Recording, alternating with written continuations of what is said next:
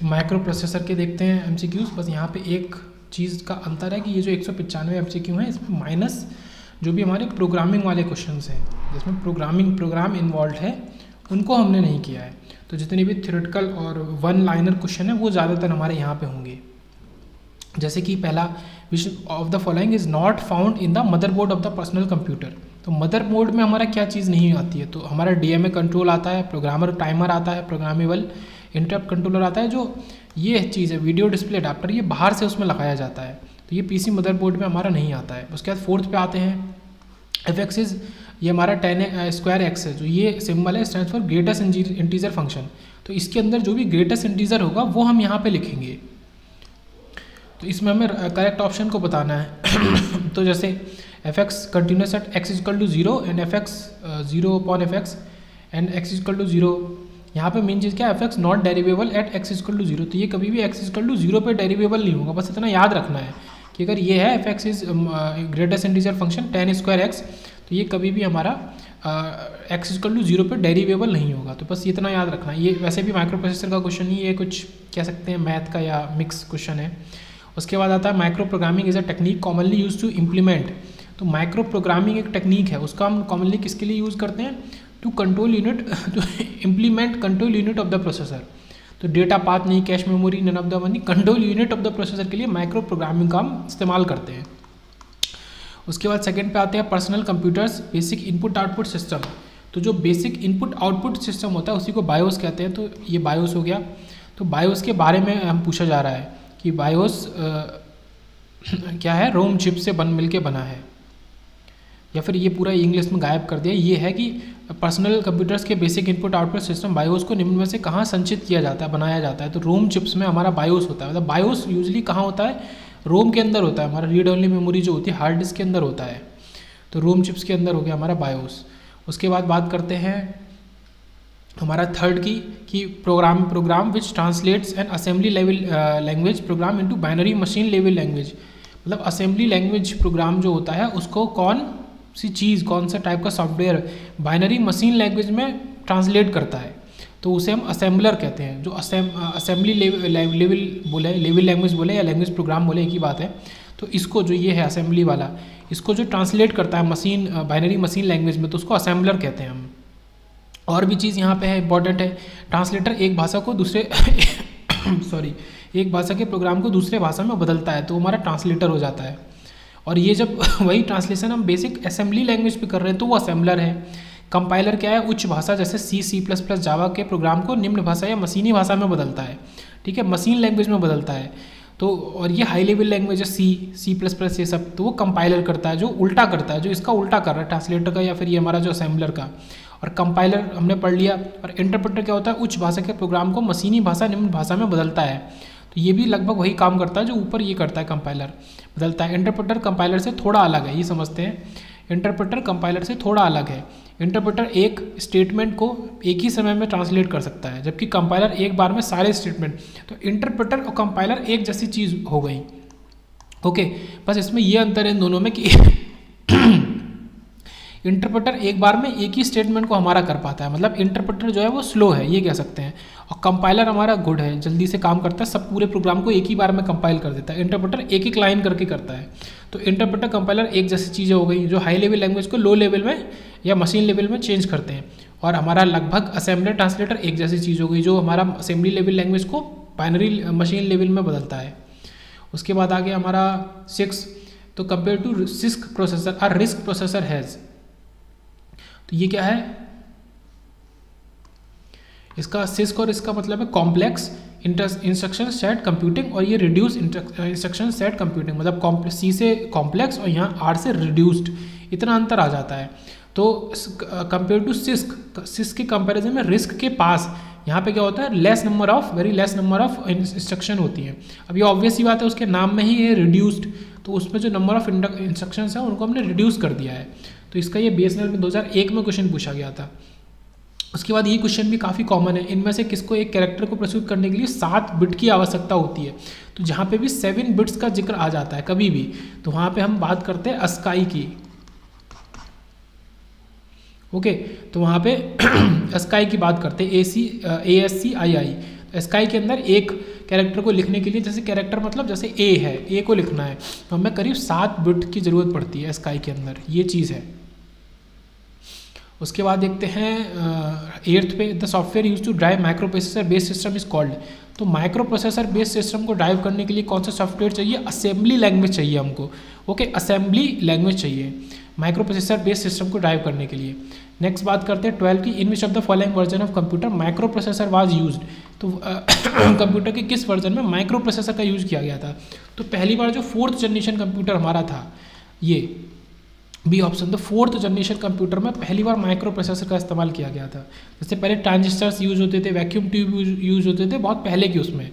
Okay, तो इसको अगर पढ़ते भी हैं हिंदी में, तो 4थी पीढ़ी के कंप्यूटर में माइक्रो प्रोसेसर का उपयोग किया जाता है। यह पीढ़ी 1971 से 80 तक थी। इस पीढ़ी में VLSI परिपथ, very large scale integrated circuit का उपयोग हुआ था। तो VLSI पहली बार 4th जनरेशन में ही आया।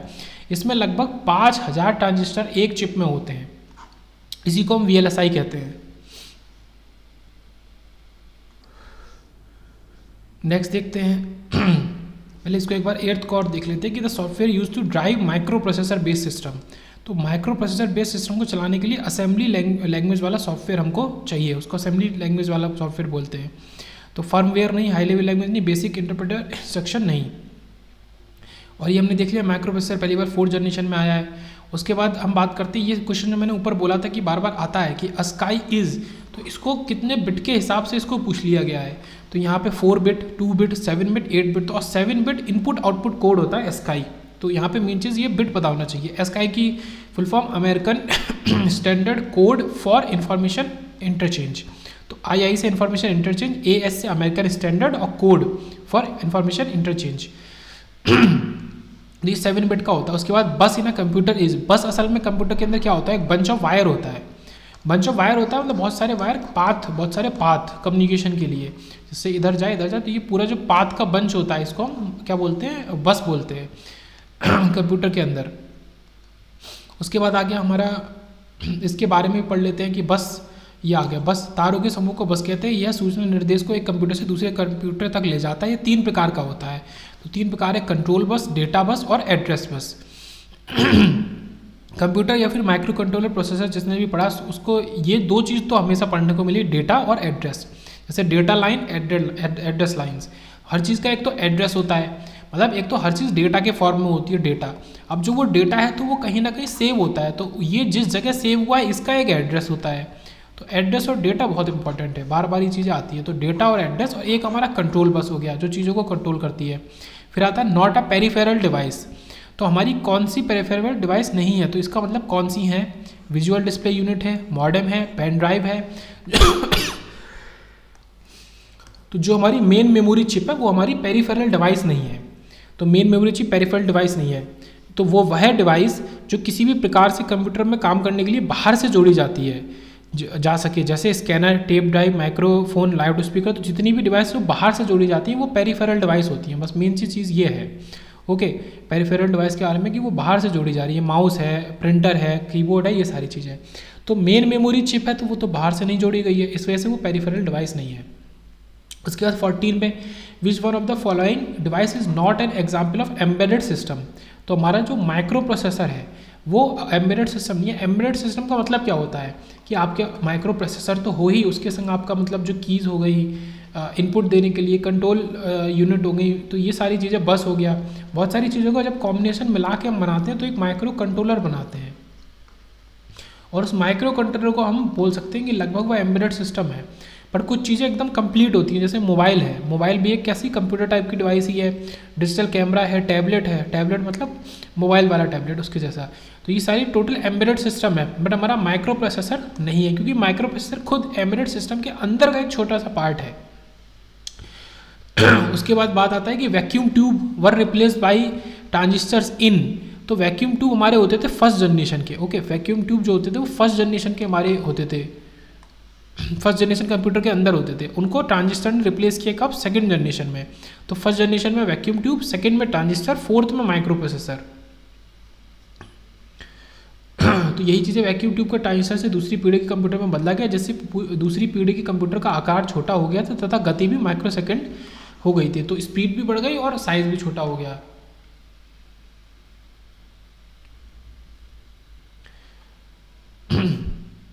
सेकेंड देखते हैं, यहाँ पे आ रहा है कि which of the following is not true about EEPROM। तो एक होता है इलेक्ट्रिकली इरेजेबल प्रोग्रामेबल रोम रीड ओनली मेमोरी, एक होता है कि erasable programmable read only memory, मतलब एक होता है EEPROM केवल, एक हो जाता है EEPROM, इसमें E अलग से जुड़ जाता है। तो ये जो E है ये इलेक्ट्रिकली इरेजेबल है, ये इरेजेबल को बताता है, ये प्रोग्रामेबल को बताता है, और ये रीड ओनली मेमोरी बताता है। तो रीड ओनली मेमोरी हमारी कितने तरीके की हो सकती है, रोम है, PROM है, EPROM है, EEPROM है। तो यहाँ पे कह रहा है कि कौन सी हमारी नहीं है, नॉट ट्रू अबाउट EEPROM। तो ये रैंडम एक्सेस मेमोरी होती है, तो ये हमारा सही है। यहाँ पे मेन समझने वाली बात ये है कि ये रैंडम एक्सेस मेमोरी है, ये सीक्वेंशियल एक्सेस मेमोरी है। अच्छा, बाकी जो ये है electrically erasable programmable read only memory, ये तो इसकी फुल फॉर्म ही है। ये नॉन वोलेटाइल मेमोरी होती है, रोम। तो ये दोनों तो ऑलरेडी सही है, बात आई A और D के अंदर। अच्छा, जो मैंने बताया रोम कितने तरीके की होती है, ये रोम है, PROM है मतलब प्रोग्रामेबल रोम, फिर ये इरेजेबल प्रोग्रामेबल रोम है, फिर ये इलेक्ट्रिकली इरेजेबल प्रोग्रामेबल रोम है, और रैम। इतनी तरह की मेमोरीज होती हैं। तो जो रोम होती है वो रैम की तरह तो होती नहीं है।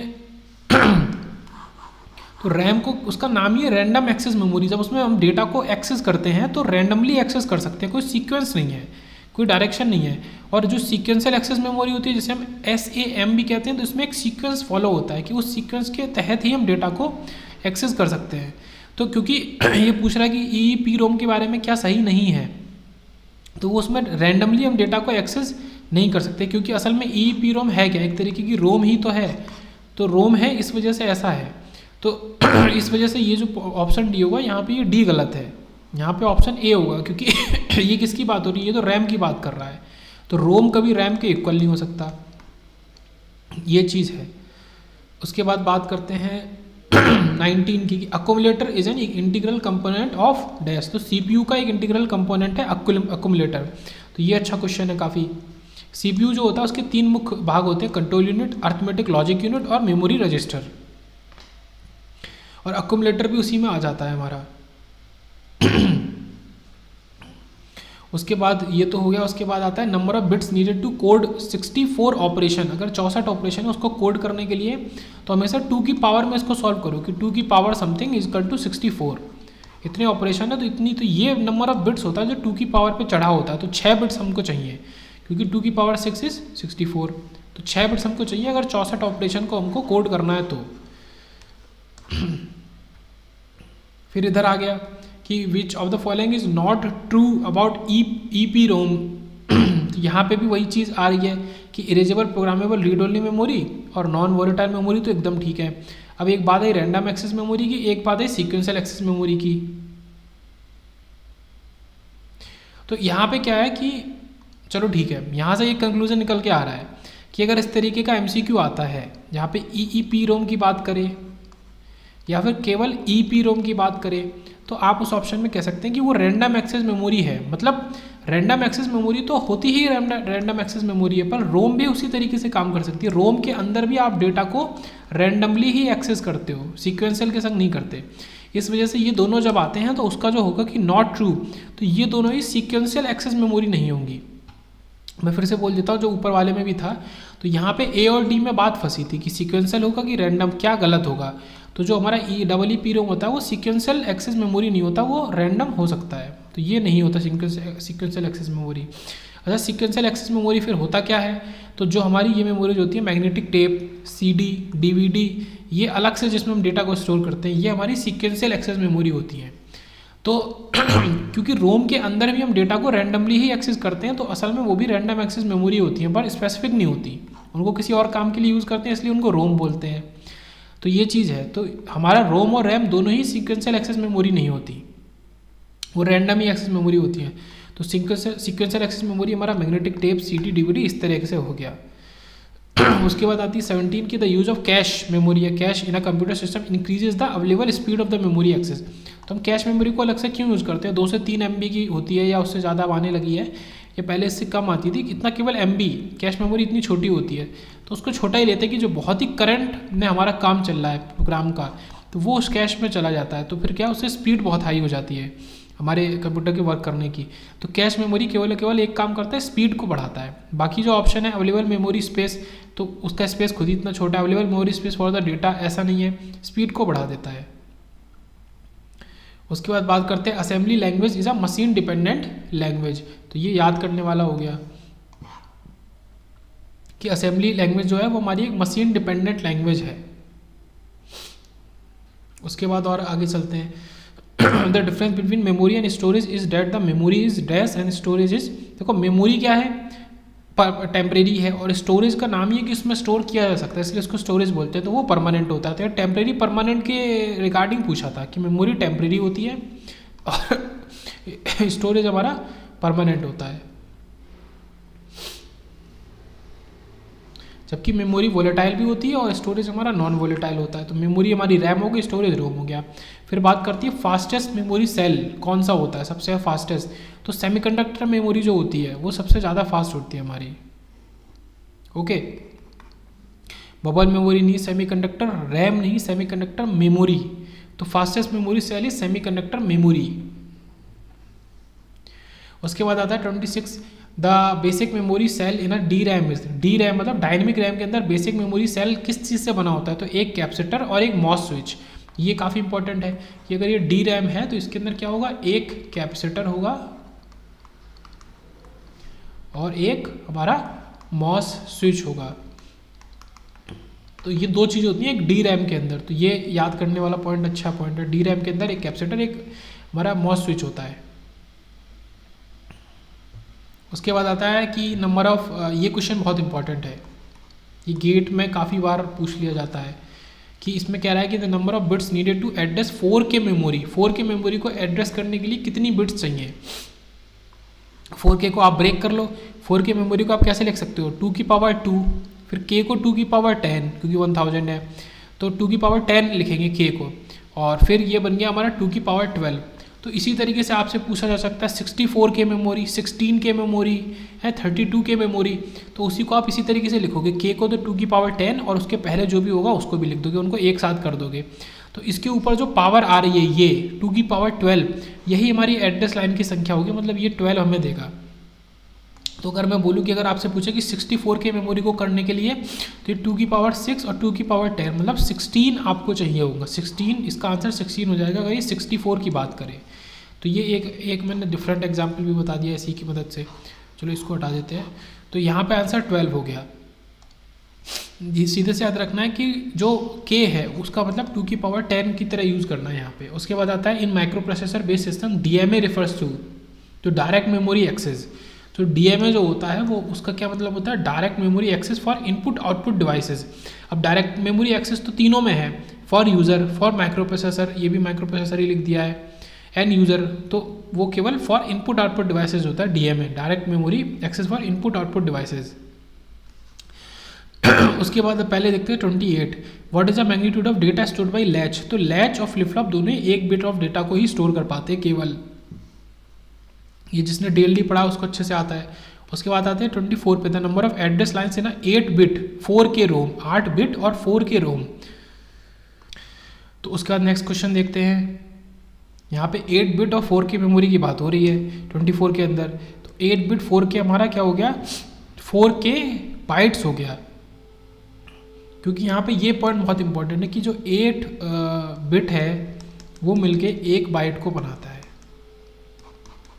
1 बाइट 8 बिट से मिलके बना होता है, मतलब बिट जो छोटा वाला जिसकी लेंथ होती है BIT वर्ड की, तो वो मतलब छोटा ही है, तो 8 को जोड़ेंगे तब एक बाइट बनेगा। तो ये याद करने का तरीका है कि बिट छोटा है तो 8 बिट को जोड़ के एक बाइट आप बनाओ। तो आपने बाइट बनाया, तो ये सेम हो गया जैसे ऊपर क्वेश्चन में था वही यहाँ पे है। तो वहाँ पे अगर देखा जाए तो वहाँ पे 4K मेमोरी अलग से दी है, वहाँ बिट बाइट की बात नहीं करी है। यहाँ पे नंबर ऑफ एड्रेस लाइन पूछा है 8 बिट 4K में, तो उसको बाइट्स कर दिया, तो ये हमारा 2 की पावर 12 ही आ गया। तो इसलिए 12 ही आ गया हमारा नंबर ऑफ एड्रेस लाइन्स, ठीक है। 12 यहाँ वहाँ भी आ रहा था, यहाँ भी आ रहा था। उसके बाद क्या है कि देखो EEPROM और EPROM में क्या डिफरेंस है। ये होती है इरेजेबल प्रोग्रामेबल रोम, तो इसको UV लाइट से हम इसको इरेज करते हैं। For which one of the following UV light is used to erase the stored content. अब जब डबल EEPROM की बात करेंगे तो ये इलेक्ट्रिकली इरेजेबल होता है, उसके नाम में ही है कि उसको इलेक्ट्रिकली इरेज किया जाता है। और जब इलेक्ट्रिकली शब्द नहीं है तो जो सिंपल ई रोम है मतलब इरेजेबल वाला है तो उसमें यूवी लाइट उसको इरेज करती है। लैच वाला हमने देख ही लिया था। 29 पे आते हैं, micro processor with 12 bit address bus will be able to access dash kilobytes of memory. देखो अब ये उल्टा पूछ रहा है, इसने खुद ही दे दिया 12 बिट एड्रेस बस है हमारी, तो ये 2 की पावर 12 का जो 12 होता है वो यहाँ पे है, तो ये 2 की पावर 12 बाइट्स को एक्सेस कर सकता है। अब 2 की पावर 12 बाइट्स में क्या हो गया, इसमें 2 की पावर 10 भी है, 2 की पावर 2 भी है और बाइट्स भी है, तो ये क्या दे देगा 4K। तो हमेशा जब पूछ रहा है ये किलो बाइट्स में खुद ही पूछ रहा है, तो ये जो 2 की पावर 12 में 12 निकला है, आप इसमें से 10 को हटाओ, अब जब 10 को हटाओगे तो 2 की पावर 2 बचेगा जिससे ये 4 बनेगा। तो इस तरीके से ये वाले क्वेश्चंस हम सॉल्व करते हैं। तो ये जो क्वेश्चन है मेमोरी वाला मतलब माइक्रो प्रोसेसर में कि address number of address bus कितनी होगी, कितने किलोवाट मेमोरी में क्या, ये 2-3 क्वेश्चन तो अभी देख लिए प्रीवियस ईयर के, BSNL का, DRDO का, इसरो का, ये काफ़ी क्वेश्चन आ जाते हैं। उसके बाद चलते हैं 30 पे, compact disc is which type of memory. तो कॉम्पैक्ट डिस्क हमारी सेकेंडरी मेमोरी है, जितनी भी मेमोरी जैसे हार्ड डिस्क है, नहीं मतलब DVD है, CD है, ये सब सेकेंडरी मेमोरी होती है। ओके, तो प्राथमिक प्राइमरी मेमोरी में कैश मेमोरी, रैम और रजिस्टर मेमोरी आ जाती हैं, और हार्ड डिस्क भी हमारा सेकेंडरी में आता है। तो ये प्राइमरी मेमोरी में रैम आ गया, और रोम एक तरीके की सेकेंडरी मेमोरी है। रोम और रैम इनके अंदर के एग्जाम्पल हैं, फिर CD है, DVD है, हार्ड डिस्क है, मैग्नेटिक टेप है, ये सब सेकेंडरी मेमोरी है।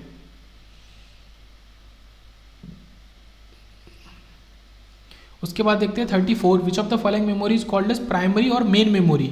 तो प्राइमरी और मेन मेमोरी कौन सी हमारी, रैम होगी, हार्ड डिस्क है नहीं, फ्लैश मेमोरी भी नहीं, मेमोरी स्टिक, रैम जो होती है वो प्राइमरी और मेन मेमोरी होती है, इसको डायरेक्ट लिख देंगे। उसके बाद देखते हैं 35, null character is a needs a space of. तो नल कैरेक्टर को लिखने के लिए कितना स्पेस चाहिए, 1 बाइट का स्पेस चाहिए, तो ये अच्छा क्वेश्चन है, UPPCL JEE ट्रेन में पूछा गया है। सो नल कैरेक्टर शून्य मान का एक कंट्रोल कैरेक्टर है, ये कई कैरेक्टर सेट जैसे ये सब है, इसको डिटेल में नहीं पढ़ना, तो 1 बाइट चाहिए उसके स्पेस को, null character needs a space of 1 byte. तो इस तरीके का क्वेश्चन बहुत ही आसानी से एग्जाम में पूछा जा सकता है, क्योंकि एक लाइन का क्वेश्चन है, छोटा क्वेश्चन है, और कन्फ्यूजन वाला भी क्वेश्चन है, 0 1 2 3 4, तो इस तरीके से है, तो 0 4 1 2 है, तो यहाँ पे हमारा 1 बाइट हो गया स्पेस नल कैरेक्टर के लिए। उसके बाद पहले देख लेते हैं, चलो पहले 36 को ही देख लेते हैं। सो 36 में कह रहा है 64K ROM chip will have, तो 64K की उसने बात कर दी, जो मैंने ऊपर बताया भी था, वहाँ पे 16K था, अब 64 की बात करिए K की, तो K को तो आप लिख दो 2 की पावर 10, और 64 को लिखोगे 2 की पावर 6, तो ये कितना दे देगा, 16 दे देगा। तो ये 16 देगा, तो 16 एड्रेस लाइन तो यहीं से आ गई, और ये जो नंबर देता है ये 2 की पावर में किस चीज़ का नंबर देता है, ये एड्रेस लाइन्स का, एड्रेस पिन्स या इनका नंबर देता है, तो 16 आ गया। अब जब ये 16 आ गया तो बाकी 3 ऑप्शन में 8 है, तो वो तो तुरंत गलत हो गया, पर फिर भी डेटा पिन्स को भी निकालना सीखते हैं, कैसे निकलेंगी। तो ये हमारा मेमोरी साइज वाला आया 2 की power n into M, n हमारा एड्रेस लाइन होता है, और इंटू m जो करते हैं वो हमारा डेटा लाइन होता है, तो 2 की पावर 16 है ना। अब यहाँ पे क्योंकि बिट और बाइट का कुछ भी नहीं दिया, तो हम 8 बिट्स खुद से मानते हैं कि इंटू 8 बिट करेंगे, तो जो बिट्स का नंबर होता है वही हमारा डेटा लाइन होती है, तो 8 डेटा पिन्स होंगे, क्योंकि हम 8 बिट होते हैं इसलिए 8 डेटा पिन होंगे। और मेन क्या है कि हम जब एड्रेस पिन निकालेंगे उसी से हमारा क्वेश्चन सॉल्व हो जा रहा है, क्योंकि केवल एक में 16 है, बाकी में हमारा 8 है, और डेटा पिन हमेशा एड्रेस पिन से कम ही होता है। ये क्वेश्चन बहुत इंपॉर्टेंट था। उसके बाद बात करते हैं पहले 33 की, फिर ऊपर चलेंगे कि density of internal track most outer track density is. तो इंटरनल ट्रैक डेंसिटी की पूछ रहा है कि आउटर ट्रैक डेंसिटी से क्या रिलेशन है, इंटरनल ट्रैक डेंसिटी का आउटर से, तो इंटरनल की मोर होती है। तो ये जो डायग्राम है इससे याद रहेगा आपको आगे तक कि इस तरीके का होता है। तो ये डेंसिटी जो इंटरनल की है, जिसको मैंने ये किया है, ये बाहर वाली आउटर ट्रैक की डेंसिटी से कम होती है। किसकी बात कर रहा है, जैसे ये क्या है, ये एक CD तो है, CD देखिए बीच में ये खाली होता है गैप, और ये ऐसे 2 यहाँ पे डिस्क टाइप के फ्रेम अलग अलग डेंसिटी के होते हैं, तो अंदर की डेंसिटी ज़्यादा होती है। ये क्वेश्चन था। उसके बाद देखते हैं 32, ये भी इंपॉर्टेंट है कि when a program assigns 8 bits to a pixel, एक पिक्सल को मान लो 8 बिट असाइन किए, that pixel can display up to, तो वो कितने कलर को डिस्प्ले कर सकता है। सो यहाँ पे फॉर्मूला जो लगता है कि अधिकतम रंगों की संख्या 2 की पावर n, तो क्योंकि n 8 है तो वो हमारा 2 की पावर 8 कलर्स को डिस्प्ले कर सकता है। तो 2 की पावर 8 मतलब कितना हो जाएगा, 256, तो 256 कलर्स को डिस्प्ले कर सकता है अगर 8 बिट हम एक पिक्सल को असाइन कर रहे हैं। इसी तरीके से क्या है कि अगर 6 बिट असाइन करेंगे तो वो 64 को कलर को दिखाएगा, 5 बिट असाइन करेंगे तो हमारा 32 को दिखाएगा। तो ये फॉर्मूला है अधिकतम रंगों की संख्या 2 की पावर n, n हमारा जो बिट्स है। उसके बाद आते हैं एक और इम्पोर्टेंट क्वेश्चन 31। यहाँ पे क्या कह रहा है, storage capacity of a disk pack containing 4 plates, 4 plate है, each having 2655 tracks having 125 sectors per track. तो ये क्या बताना चाह रहा है कि लगभग ये सारी चीज़ों का हमें मल्टीप्लाई करना है, ठीक है, क्योंकि एक मतलब पूरी 4 तो प्लेट है। अब एक प्लेट में 2655 ट्रैक होते हैं, तो 4 में कितने होंगे 4 × 2655, और एक ट्रैक में 125 सेक्टर होते हैं पर ट्रैक, तो वो भी मल्टीप्लाई हो जाएगा। Each sector having 512 byte is approx.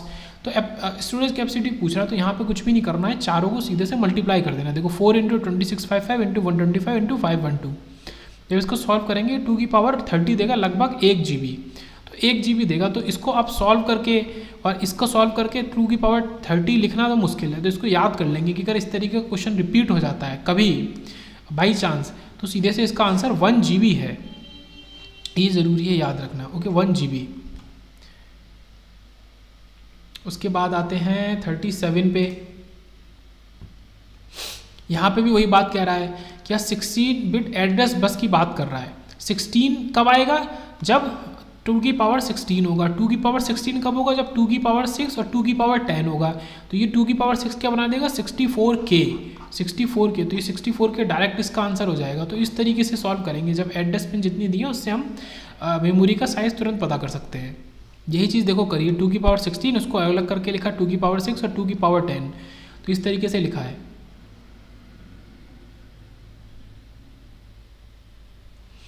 फिर बात कर रहा है कि इन एम्बेडेड सिस्टम के अंदर तो processor must be ROM and RAM. तो ये जो ऑप्शन ए यहाँ पे दिया है ये थोड़ा सा डाउटफुल लग रहा है, क्योंकि ये क्या कह रहा है, प्रोसेसर रोम और रैम होना ही चाहिए। तो processor must be ROM and RAM थोड़ा सा गलत लिखा है। यहाँ पे क्या, processor and ROM and RAM must be there, ये इंग्लिश गलत कर दिया। Processor and ROM and RAM must be there, ये कहना चाह रहा है। यहाँ क्या, hard disk must be there, तो अकेला ऐसा तो है नहीं, केवल हार्ड डिस्क से काम चल जाएगा। फिर यहाँ के processor and input output must be there, ये भी ठीक है अपने आप में, processor and ROM must be there. तो ऑप्शन ए भी ठीक है कि processor and ROM and RAM भी होना चाहिए, तभी वो एम्बेडेड सिस्टम होगा। इनपुट आउटपुट भी होना चाहिए।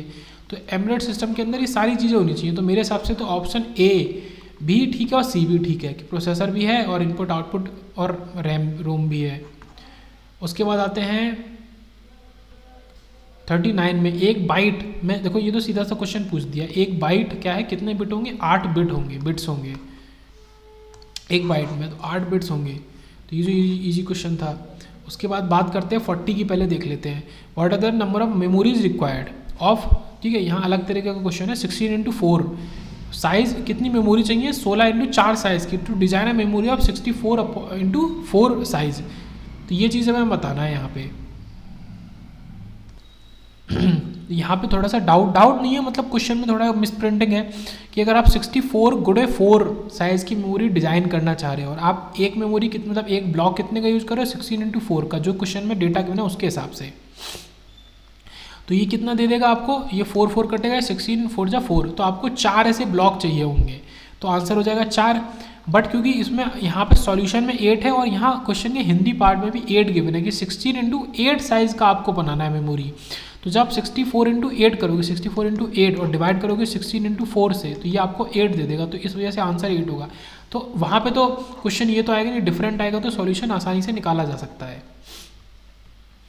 उसके बाद आते हैं which of the following is not true, कौन सा यहाँ पे सही नहीं है। तो address bus is by directional, तो ये सही नहीं है, ये गलत होता है। एड्रेस बस हमारी बाई डायरेक्शनल नहीं होती है। Data bus is by directional, हाँ डेटा को दोनों डायरेक्शन में भेज सकते हैं, ठीक है। उसके बाद आता है address bus is uni directional, तो ये हमारा सही है। तो वो कह रहा था कौन सा सही नहीं है। अब यहाँ तो यही बात हो गई, या तो बाई डायरेक्शनल होगी या तो यूनि डायरेक्शनल होगी, मतलब इधर ए और सी। तो यहाँ पे बाकी ऑप्शन तो हमारे काम से चले ही जाते हैं। उसके बाद आता है कि same data bus is use for both read and write operation, तो हाँ ऐसा ठीक है। तो एड्रेस बस जो होती है वो यूनि डायरेक्शनल होती है और हमारा डेटा बस होती है वो बाई डायरेक्शनल होती है। तो ये हमारे एड्रेस और डेटा बस की बात हो गई। अब आता है इन कंप्यूटर असेंबलर की बात करता है। A program that automate the translation of assembly languages into machine languages. तो हमने ऊपर भी पढ़ा है असेंबलर की डेफिनेशन, जो ऑटोमेटिकली असेंबली लेवल लैंग्वेजेस को चेंज कर देता है मशीन लेवल लैंग्वेज में, उसी को हम असेंबलर कहते हैं। उसके बाद ये इसका फ्लो चार्ट भी बना के दिया कि असेंबली भाषा, असेंबलर डाला तो असेंबलर से निकाला तो मशीनी भाषा बन गई वो। उसके बाद आता है कि index register in a digital computer is used for, तो एक इंडेक्स रजिस्टर को हम किस लिए यूज़ करते हैं, सो एड्रेस मॉडिफिकेशन के लिए यूज़ करते हैं। ओके, इंडेक्स रजिस्टर को एक डिजिटल कंप्यूटर में एड्रेस और मॉडिफिकेशन के लिए यूज़ किया जाता है। उसके बाद आते हैं एड्रेस को बदलने के लिए, तो हम इंडेक्स रजिस्टर को यूज़ करते हैं। ये इसमें भी दिया है, डिजिटल कंप्यूटर में इंडेक्स रजिस्टर का कार्य एड्रेस बदलने के लिए होता है।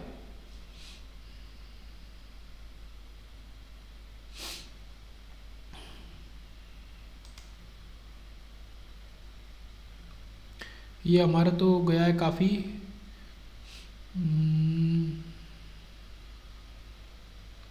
44 देखते हैं, ये अच्छा क्वेश्चन है। इन अ डेजी चेन्ड कनेक्शन, तो एक टाइप का कनेक्शन होता है, इसको हम डेजी चेन कनेक्शन कहते हैं। ओके, तो यहाँ पे क्या है कि the peripheral whose interrupt request has the highest priority is, तो डेजी चेन कनेक्शन में जो पेरिफेरल है जिसका इंटरप्ट की हाईएस्ट प्रायोरिटी होती है, मतलब इंटरप्ट क्या होता है कि आप इंटरप्ट दे रहे हो तो फिर वो चीज़ पहले होनी चाहिए, दूसरे टास्क को रोक दो। अगर किसी के रिगार्डिंग इंटरप्ट दिया तो वो चीज़ पहले देखो, उस दूसरों को रोक दो। तो जो हाईएस्ट इंटरप्ट होता है electrically nearest to the CPU, तो जो भी इंटरप्ट हमारा जो भी पेरिफेरल का पार्ट सबसे ज़्यादा पास होता है electrically nearest to the CPU होता है, उसको हमें करना है। तो सीपीयू के डेजी चेन कनेक्शन में मैं इसको रीड करा देता हूँ। कनेक्शन में जो इंटरप्ट रिक्वेस्ट सीपीयू के इलेक्ट्रिकली पास में होती है, सबसे ज़्यादा पास होती है, पर कैसे इलेक्ट्रिकली पास होती है, वह उच्चतम स्थान पर होती है, उसका सबसे ज़्यादा हाईएस्ट इंटरप्ट होता है। तो ये क्वेश्चन अच्छा ISRO में पूछा था 2008 में, डेजी चेन कनेक्शन से रिलेटेड।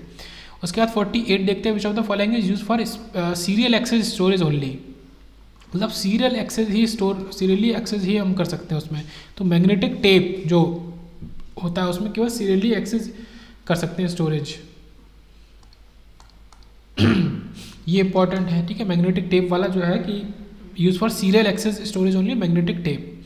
उसके बाद आते हैं 45 पे, a microprocessor is called an n bit microprocessor depending on the, ठीक है। n माइक्रो प्रोसेसर को बोलते हैं n बिट माइक्रो प्रोसेसर, किस चीज़ पे डिपेंड करता है। तो एक्चुअल में पूछना चाह रहा है कि ये n का क्या मतलब होता है, means size of the internal data bus. तो n बिट मतलब अगर वो 8 बिट की बात कर रहा है कि 8 बिट माइक्रो प्रोसेसर है, तो डेटा बस का साइज हमारा 8 बिट का होगा, ये चीज़ है यहाँ पे मतलब। तो ये चीज़ जैसे n बिट माइक्रो प्रोसेसर का अर्थ है कि माइक्रो प्रोसेसर n बिट की आंतरिक डेटा बस कितनी है। उदाहरण 8 बिट माइक्रो प्रोसेसर 16 बिट में डेटा बस 16 बिट का हो जाएगा। तो ये बिट जो होता है कि 8 बिट या n बिट, वो डेटा की बात करता है, डेटा बस की, कि डेटा बस कितने बिट की है। उसके बाद 49 पे आते हैं, a register in the microprocessor that keeps track of the answer और रिजल्ट ऑफ एनी अर्थमेटिक और लॉजिक ऑपरेशन। तो वो कौन सा होता है, अक्यूमुलेटर होता है। अक्यूमुलेटर के अंदर आंसर जाके सेव हो जाता है, वो अक्यूमुलेट हो जाता है। अर्थमेटिक और लॉजिकल ऑपरेशन से रिलेटेड कोई आंसर है तो वो वहाँ पे चला जाता है। तो स्टैक पॉइंटर नहीं, प्रोग्राम काउंटर नहीं, इंस्ट्रक्शन पॉइंटर नहीं, अक्यूमुलेटर नहीं। अच्छा, आगे पढ़ेंगे तो इनका बहुत काम है, स्टैक पॉइंटर है, प्रोग्राम काउंटर है, इनका बहुत ज़्यादा काम है। उसके बाद 46 पे आते हैं कि what is the direction of control bus. तो कंट्रोल बस की डायरेक्शन कैसी होती है, यूनिडायरेक्शनल होती है कि मल्टी डायरेक्शनल होती है, ये सब बताना है। तो यूनिडायरेक्शनल इनटू माइक्रो प्रोसेसर नहीं, यूनिडायरेक्शनल आउट माइक्रो प्रोसेसर नहीं, बाई डायरेक्शनल भी नहीं, तो मिक्स्ड होती है। Some lines into microprocessor and some out of the microprocessor. तो कंट्रोल बस जो होता है उसकी कुछ लाइनें माइक्रो प्रोसेसर के अंदर जा रही होती हैं और कुछ लाइनें माइक्रो प्रोसेसर के अंदर जा रही हैं और कुछ बाहर आ रही हैं। तो कंट्रोल बस के बारे में ये चीज़ हमारी इंपॉर्टेंट है समझना, ठीक है। मिक्स टाइप का डायरेक्शन होता है कंट्रोल बस का।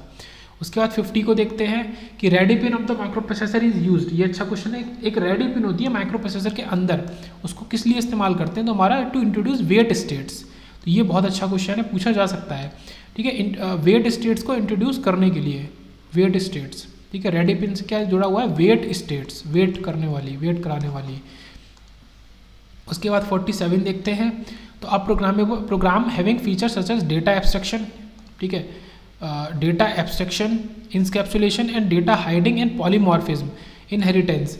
ये जो 4-5 चीज़ें हैं, ये मेन फीचर किसके हैं, जो भी प्रोग्रामिंग के पढ़ता है उससे रिलेटेड चीज़ें पढ़ता है तो वो सब उसको ये पता होता है, ठीक है। Polymorphism, encapsulation, abstraction, data hiding, inheritance, ये हमारे ये जो ट्रेड्स हैं या बोले कैरेक्टरिस्टिक है, ये ओप्स के कैरेक्टरिस्टिक हैं, ऑब्जेक्ट ओरिएंटेड प्रोग्रामिंग कोड के। तो ये सिस्टम के object oriented programming system oops, तो ये इसके रिलेटेड है। तो ये जो ऊप्स से रिलेटेड क्वेश्चन है उसमें ये मेन टर्म्स आपके अगर आ रहे हैं तो वो OOPS की बात ही कर रहा है, ऑब्जेक्ट ओरिएंटेड प्रोग्रामिंग। उसके बाद 51 पे आते हैं, which of the following is not a word size in computer architecture. तो वर्ड का साइज क्या नहीं हो सकता है, तो हमको पता है कि कंप्यूटर के अंदर सारी चीज़ें 2 की पावर में चलती हैं, तो 64 हो सकता है, 16 हो सकता है, 8 हो सकता है, 28 कभी नहीं हो सकता है। ऑब्वियसली बात है कि नॉट अ पावर ऑफ 2, ये 2 की पावर नहीं है 28, इस वजह से वर्ड का साइज कंप्यूटर के अंदर 28 नहीं हो सकता है। उसके बाद बात करते हैं कि which of the following statement with reference to generic microprocessor is correct. 52 की बात कर रहे हैं कि जेनेरिक माइक्रो प्रोसेसर से रिलेटेड कौन सा स्टेटमेंट करेक्ट है। तो machine cycle time period is shorter than instruction cycle time period. तो इंस्ट्रक्शन की जो साइकिल है उसका जो साइज है मशीन साइकिल उससे हमेशा छोटी होती है। ये इंस्ट्रक्शन की बात हो रही है और ये मशीन की बात हो रही है, मशीन साइकिल। तो ये चीज़ है हमारा इंपॉर्टेंट है कि machine cycle is shorter then the instruction cycle time period. ये भी ISR 2011 का क्वेश्चन है, तो ये याद रखेंगे। उसके बाद बात करते हैं 55 की program counter register stores the, तो PC उसको शॉर्ट में बोलते हैं, प्रोग्राम काउंटर किस चीज़ को स्टोर करता है, तो एड्रेस को स्टोर करता है of the next instruction to be executed. तो प्रोग्राम काउंटर के अंदर हमेशा क्या होता है, एड्रेस पड़ा होता है। जैसे ये एक इंस्ट्रक्शन चल रही है, अब अगली इंस्ट्रक्शन हमें ये करनी है, तो ये जो इंस्ट्रक्शन है इसका जो एड्रेस है, इस इंस्ट्रक्शन का एड्रेस जो है वो कहाँ पड़ा होगा, वो PC में पड़ा होगा प्रोग्राम काउंटर में। कि जब ये इंस्ट्रक्शन आप कर लो तो फिर आप इस एड्रेस पे जाके जो आपको इंस्ट्रक्शन वहाँ से उठाओगे उस इंस्ट्रक्शन को उठा के आप उसको भी करो। तो अगली इंस्ट्रक्शन का एड्रेस किसके पास होता है, प्रोग्राम काउंटर के पास होता है। उसके बाद 56 की बात करते हैं कि ना micro processor when a CPU is interrupted, अगर एक CPU को इंटरप्ट करते हैं। अच्छा, ये बहुत ही ज़्यादा इंपॉर्टेंट क्वेश्चन है कि इंटरप्ट काम कैसे करता है। सो इट, ठीक है, it acknowledge interrupt and waits for the next instruction from the interrupting device.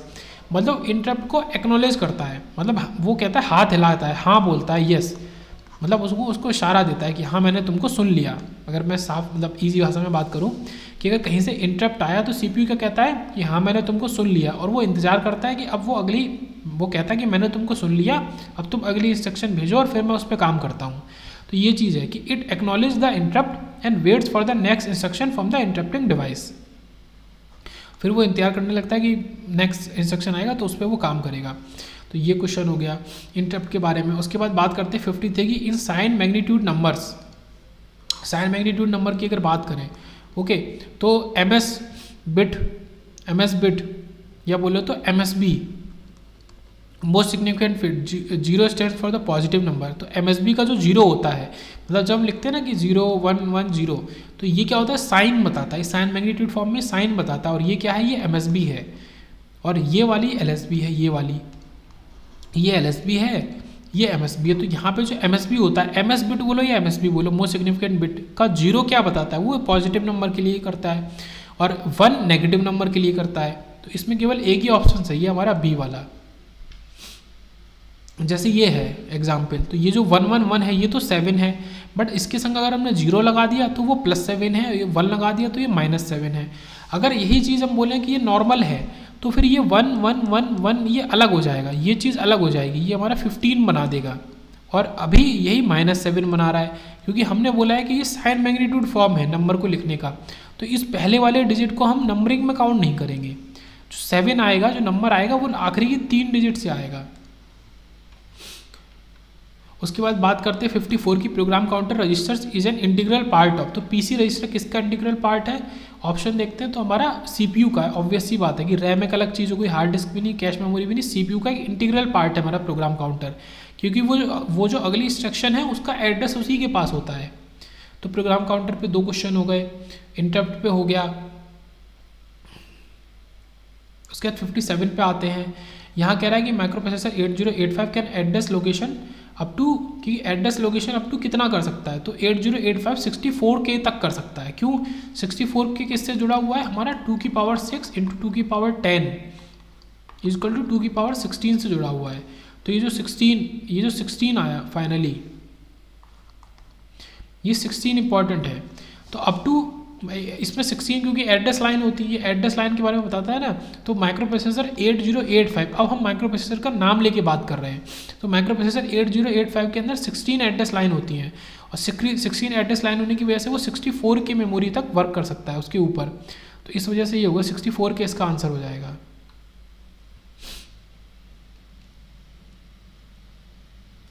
अब यहाँ से लगभग एक मतलब बेसिक सा 8085 शुरू हो गया, इसको नेक्स्ट वीडियो में देखेंगे। तो 57 तक यहाँ हो गए।